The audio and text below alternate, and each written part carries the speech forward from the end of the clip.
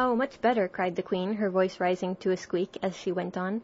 "Much better, better, better, ba." The last word ended in a long bleat, so like a sheep that Alice quite startled. She looked at the Queen, who seemed to have suddenly wrapped herself up in wool. Alice rubbed her eyes and looked again. She couldn't make out what had happened at all. Was she in a shop? And was it really a sheep that was sitting on the other side of the counter?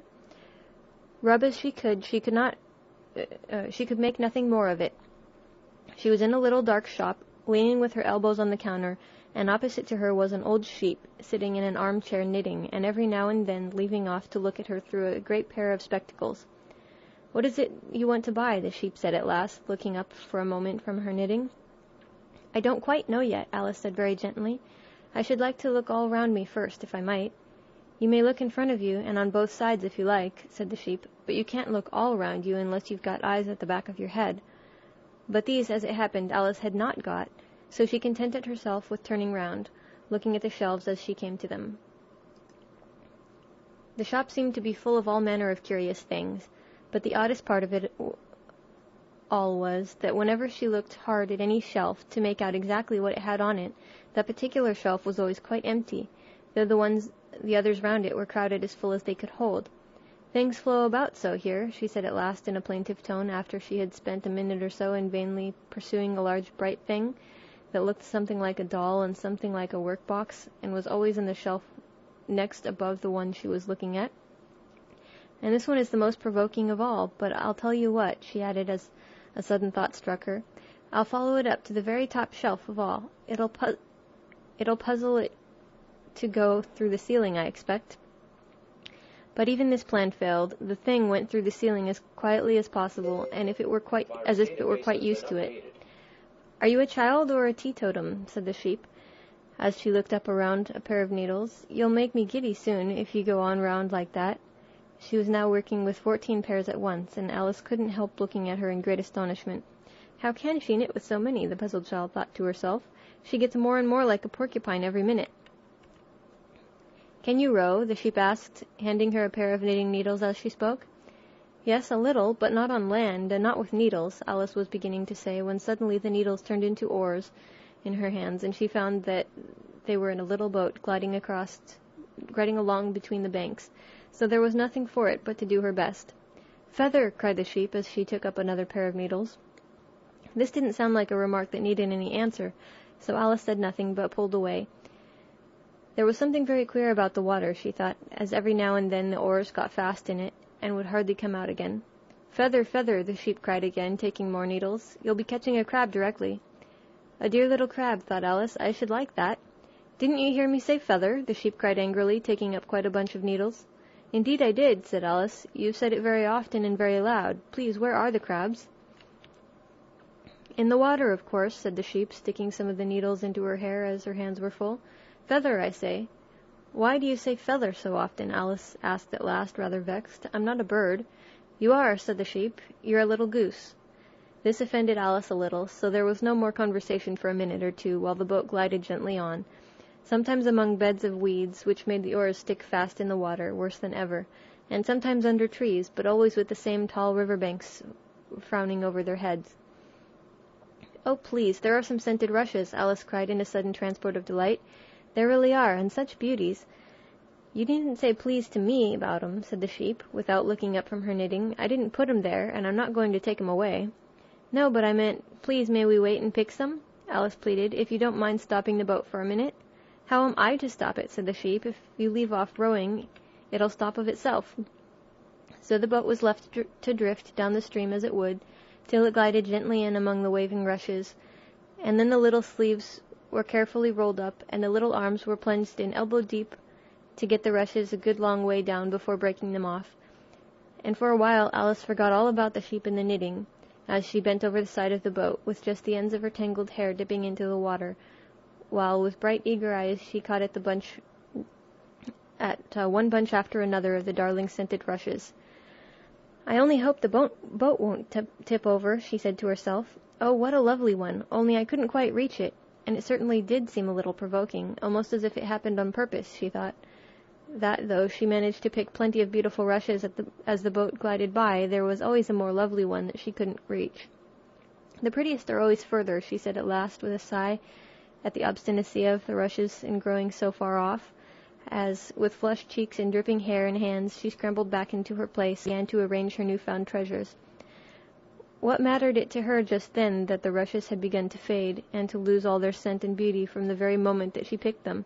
Even real scented rushes, you know, last only very little while, and these being dream rushes melted away almost like snow as they lay in heaps at her feet. But Alice hardly noticed this. There were so many other curious things to think about. They hadn't gone much farther before the blade of one of the oars got fast in the water and wouldn't come out again. So Alex explained it afterwards, and the consequences that the handle of it caught her under the chin, and in spite of a series of little shrieks of "Oh, oh, oh" from poor Alice, it swept her straight off the seat and down among the heap of rushes. However, she wasn't hurt, and was soon up again. The sheep was on with her knitting and all the while, just as if nothing had happened. "That was a nice crab you caught," she remarked as Alice got back into her place, very much relieved to find herself still in the boat. "Was it? I didn't see it," said Alice, peeping cautiously over the side of the boat into the dark water. "I wish it hadn't let go. I should so like to see a little crab to take home with me." But the sheep only laughed scornfully and went on with her knitting. "Are there many crabs here?" said Alice. "Crabs and all sorts of things," said the sheep. "Plenty of choices, only make up your mind. Now what do you want to buy?" "To buy?" Alice echoed in a tone that was half astonished and half frightened, for the oars and the little boat and the river had vanished all in a moment, and she was back again in the little dark shop. "I should like to buy an egg, please," she said timidly. "How do you sell them?" "5 farthing for one, 2 for 2, the sheep replied. "Then 2 are cheaper than 1? Alice said in a surprised tone, taking out her purse. "Only you must eat both of them, if you buy 2, said the sheep. "Then I'll have 1, please," said Alice, as she put the money down on the counter, for she thought to herself, they mightn't be at all nice, you know. The sheep took the money and put it away in a box, and then she said, "I never put things into people's hands. That would never do. You must get it for yourself." And so saying, she went off to the other end of the shop and set the egg upright on a shelf. "I wonder why it wouldn't do," thought Alice, as she groped her way among the tables and chairs, for the shop was very dark towards the end. "The egg seems to get further away the more I walk towards it. Let me see, is this a chair? Why, it's got branches, I declare. How very odd to find trees growing here. And actually, here's a little brook. Well, this is the very queerest shop I ever saw." So she went on, wondering more and more at every step, as everything turned into a tree the moment she came up to it, and she quite expected the egg to do the same. Chapter 6. Humpty Dumpty. However, the egg only got larger and larger, and more human. When she had come within a few yards of it, she saw that it had eyes and a nose and a mouth. And when she had come close to it, she saw clearly that it was Humpty Dumpty himself. "It can't be anybody else," she said to herself. "I'm as certain of it as if his name were written all over his face." It might have been written 100 times easily on that enormous face. Humpty Dumpty was sitting with his legs crossed like a Turk on the top of a high wall, such a narrow one that Alice quite wondered how he could keep his balance.